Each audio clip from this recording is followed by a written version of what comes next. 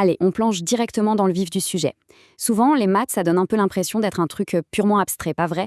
Un tas de formules complexes qui flottent sur un tableau noir, un peu déconnecté de la réalité. Eh bien, notre exploration d'aujourd'hui va nous prouver exactement l'inverse. On va décortiquer ensemble un projet absolument fascinant qui prend une théorie vieille comme le monde et la transforme littéralement en un objet physique qu'on peut tenir dans la main. Bref, une méthode super concrète et vraiment expérimentale pour percer un des plus grands mystères de la géométrie. Imaginons un instant être de retour sur les bancs de l'école au tout début de notre découverte de la géométrie. Avant même de parler de calcul savant, on nous pose une question toute bête, presque un jeu. Combien de fois le diamètre rentre-t-il dans le tour du cercle? C'est une excellente accroche. Immédiatement, notre cerveau essaie d'imaginer ce petit segment tout droit qui vient se courber pour épouser le bord du cercle. L'intuition nous souffle que ça rentre un peu plus de 3 fois. Et c'est précisément cette petite étincelle de curiosité, cette image très visuelle, qui sert de point de départ à tout le projet qu'on analyse aujourd'hui. Partie 1, le défi de pi, ou comment rendre l'apprentissage vraiment concret. Alors, le grand défi pour les profs ici, c'était de dépasser le fameux apprentissage par cœur. Le but, c'était de faire en sorte que les élèves ne se contentent pas d'avaler une formule toute faite, mais qu'ils la découvrent par eux-mêmes, les mains dans le cambouis. Pour ça, le département de maths a fait équipe avec la technologie et le club d'impression 3D. L'équation devient super simple. Mathématiques plus technologie égale une solution sur mesure totalement adaptée pour rendre ce concept invisible bien visible. Partie 2, conception et impression 3D. On passe à la création du matériel.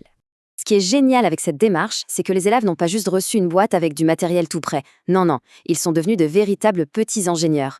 On parle d'un vrai processus en 4 étapes. On commence avec un simple croquis sur papier pour cerner le besoin. Ensuite, hop, on passe sur l'ordinateur pour modéliser tout ça sur Tinkercad.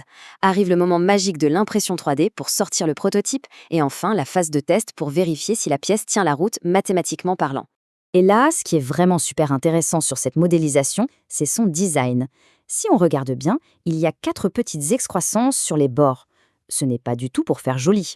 Sérieusement, quiconque a déjà essayé d'enrouler un bout de ficelle autour d'un cylindre lisse le sait très bien. C'est un cauchemar, ça glisse tout le temps.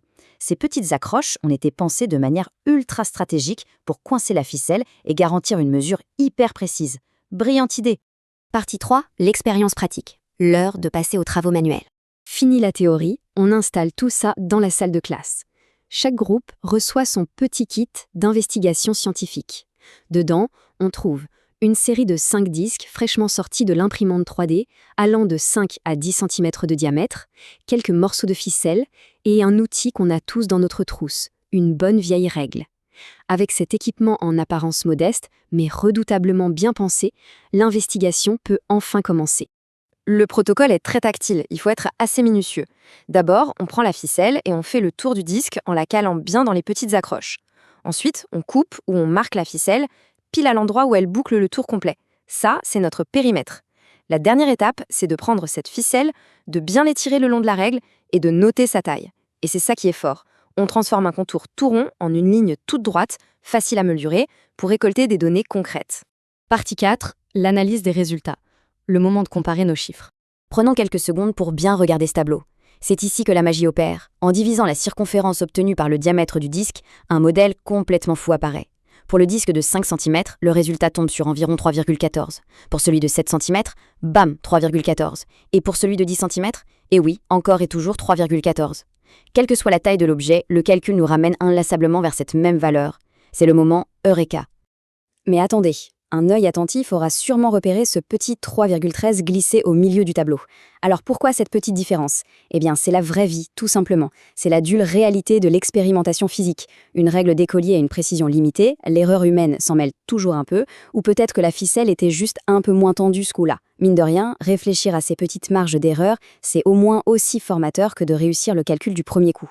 Partie 5, la révélation de pi. Le mystère du rapport constant. Voici la définition officielle qui vient clôturer toute cette aventure. Pi, que l'on représente avec cette célèbre lettre grecque, c'est ce fameux rapport constant. En gros, dans tous les cercles de l'univers, le tour du cercle fait toujours environ 3,14 fois la taille de son diamètre. La question ludique de notre introduction trouve enfin sa réponse définitive. Oui, le diamètre rentre un peu plus de 3 fois dans le contour du cercle, et ce fameux un peu plus, c'est l'essence même de pi. Et ça illustre brillamment toute l'élégance des mathématiques. Cette équation épurée, pi égale circonférence divisée par le diamètre, ce n'est plus juste une suite de symboles abstraits tombés du ciel, c'est littéralement la traduction mathématique de notre petit bout de ficelle. La formule prend tout son sens, elle est concrète et solidement ancrée dans la réalité. Pour résumer la philosophie derrière tout ça, on pourrait garder en tête cette super devise. Mathématiques plus technologie égale apprendre en faisant. Le vrai truc qui change la donne ici, c'est que les élèves deviennent les architectes de leur propre savoir. En touchant à la modélisation et en manipulant un objet physique qu'ils ont eux-mêmes pensé et créé, la compréhension s'ancre d'une façon bien plus puissante qu'en lisant un manuel scolaire. Cette méthode ouvre des horizons absolument incroyables. Du coup, ça nous laisse sur une réflexion super intéressante pour terminer cette exploration.